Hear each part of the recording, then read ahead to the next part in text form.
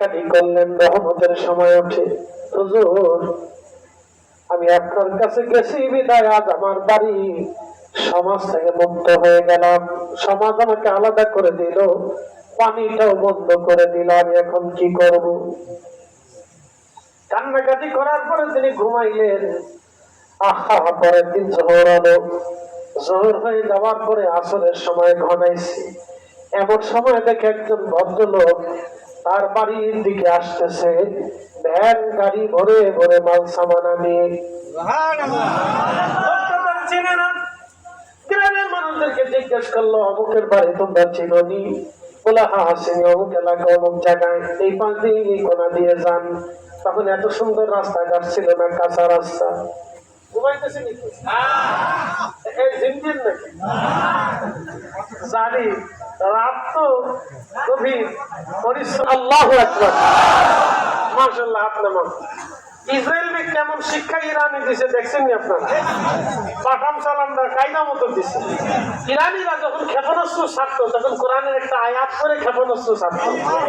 প্রত্যেকটা ক্ষেপণাস্ত্র এমন এমন জায়গা মারছে যে ইসরায়েল আর আমেরিকার মতো এমন বাটাম সালাম দিছে যে তারা ভয় হয়ে শেষ পর্যন্ত আমরা যুদ্ধ বিরতি চাই। আল্লাহর পক্ষ থেকে যখন বিজয় আসে তখন পৃথিবীর কেউ পরাজিত করতে পারে না, কথা ঠিক কিনা? প্রিয় উপস্থিতি হাজিরিন, খুব মনোযোগ দিবেন। কিন্তু ইরানের যিনি প্রেসিডেন্ট ছিলেন, ইরানের যিনি প্রধান ছিলেন, তিনার নাম আয়াতুল্লাহ আলী খামেনি।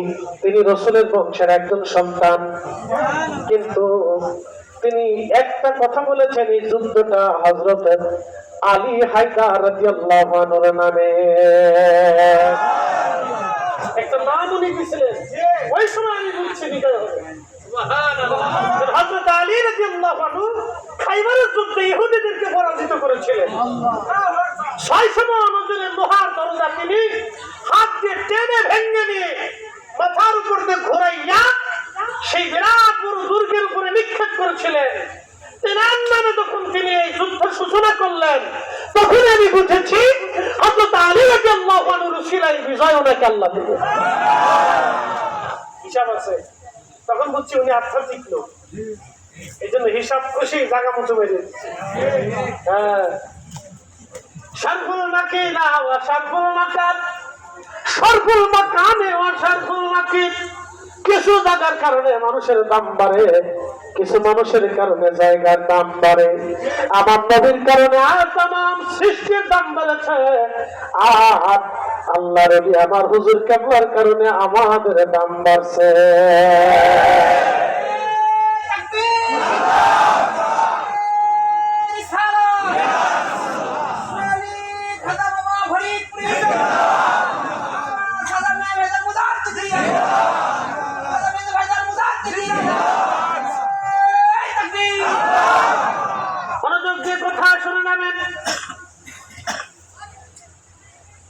লোকটা গাড়ি ভরে ভ্যান ভরে মাল সামানা নিয়ে আসলো।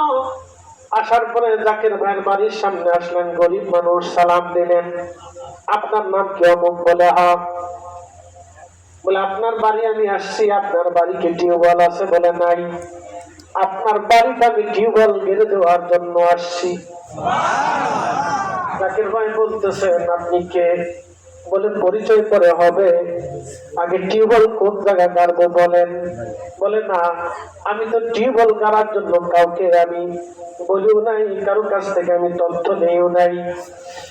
টিউবওয়েলের জন্য আমি তো আপনাকে কখনো বলি নাই, আপনি টিউবওয়েল কেন নিয়ে আসছেন? বলতেছে আপনি কি জাকের? বলে হ্যাঁ আমি জাকের, আট্টশির হুজুর কেবলার মুরিদ। বলে শোনেন ভাইজান, আমিও আট্টশির হুজুর কেবলার মুরিদ। রাত্রি 3টার সময় আমি ঘুমাইছিলাম, আমি জেলার ডিসি। 3টার সময় ঘুমাই থাকার পরে হুজুর কেবলা স্বপ্ন দেখাইলেন, বাবা রে আমার অমুক জেলার অমুক গ্রামের অমুক স্থানে আমার একজন জাকের আছে, তার বাড়ি কোনো টিউবওয়েল নাই, পানি কষ্ট পাইতেছে, তুমি কালকে তার বাড়িতে একটা টিউবওয়েল গেড়ে দিয়ে আসবা। আমি আপনার জন্য টিউবওয়েল আনি নাই, আমার হুজুর কেবল হুকুমে নিয়ে আসছি, টিউবওয়েল আমি গেড়ে দিয়ে তারপরে যাব। আমার দিন কি এমনে যাবে বইয়া প্রাণ মুর্শিদ, আমার দিন কি এমনে যাবে বইয়া।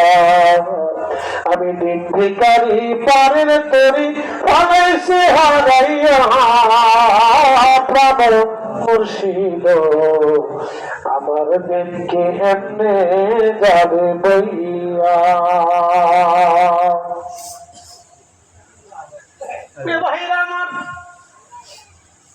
হাসান বসরি বললেন, মা তুমি আমল করো।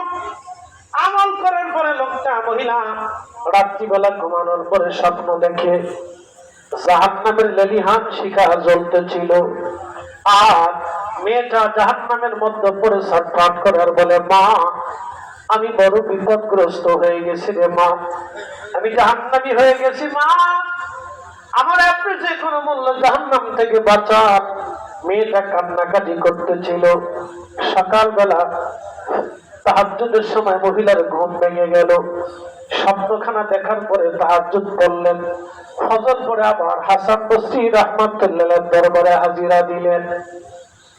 একটা কথা মনে রাখবেন, পৃথিবীর বহু রাজা চলে গেছে, বাচ্চা চলে গেছে, সাম্রাজ্য শেষ হয়ে গেছে, কিন্তু আল্লাহ ওলিদের সাম্রাজ্য কখনো শেষ হয় নাই। বাংলাদেশের আগে ছিল পাকিস্তান, পাকিস্তানের আগে ছিল ব্রিটিশ, ব্রিটিশদের আগে ছিল সালতানাত, এর ভিতরে ছিল নবাবী, তার আগে ছিল মুঘল। এইভাবে বহু রাজ্য সাম্রাজ্য চলে গেছে, রাজা মহারাজা চলে গেছে, কিন্তু কাদেরিয়া, চিশতিয়া, নকশবন্দিয়া, মুজাদ্দিদিয়া এখনো আছে। এই বাংলাদেশে বহু আমির উমরা চলে গেল, বাংলার শাসক পরিবর্তন হলো, আইন পরিবর্তন হলো, সীমারেখা পরিবর্তন হলো, ইতিহাস বদল হয়ে গেল, কিন্তু শাহজালালি আবেদে মুজাদ্দিদি এখনো টিকে আছে। ঠিক তরিকায় নকশবন্দি, মুজাদ্দিদিয়া কেমন পর্যন্ত আমার পীরের দরবার জমিনে টিকে থাকবে। সূত্র কি আমি বুঝাইতে পারছি আপনাদেরকে?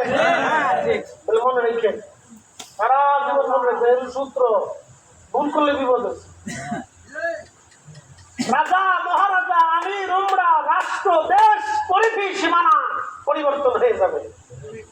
বাংলাদেশের স্বাধীনতাও হয়তো শেষ হয়ে যেতে পারে, কারণ একসময় ফিলিস্তিন, এখন ইসরায়েল হয়ে গেছে, আবার ইসরায়েল নিশ্চিন্ন হবে, আবার ফিলিস্তিন আসবে। কি কথা ঠিক কিনা?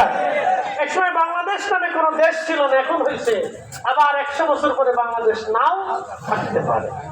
কিন্তু অলিরা ছিল, অলিরা আছে, কাদেরিয়া আছে, চিশতিয়া ছিল, নকশবন্দিয়া ছিল, মুজাদ্দিদিয়া ছিল, এখনো আছে, আগামীতেও থাকবে। কথা বলবেন, এই সূত্র মনে রাখবেন।